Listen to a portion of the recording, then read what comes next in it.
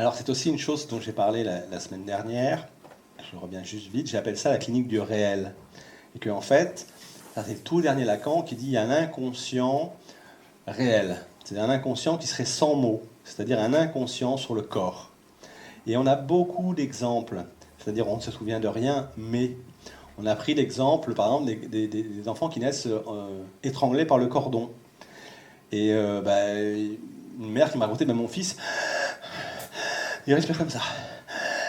Double tour vraiment à la naissance. Et on a des choses comme ça, vraiment. J'ai un témoignage d'une patiente dans la couveuse.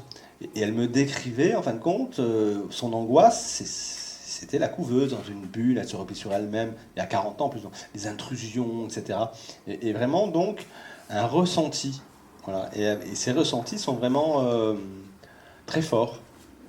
Et on essaye de faire dans le tout dernier Lacan, d'aller, moi j'ai beaucoup jusque-là dans mon cabinet, c'est-à-dire vraiment le bébé, et d'essayer de redonner au bébé, d'y mettre des mots là où il n'y avait aucun mot au niveau du vécu. Le bébé n'avait lui-même aucun mot, pas de souvenir, mais pas de mots non plus.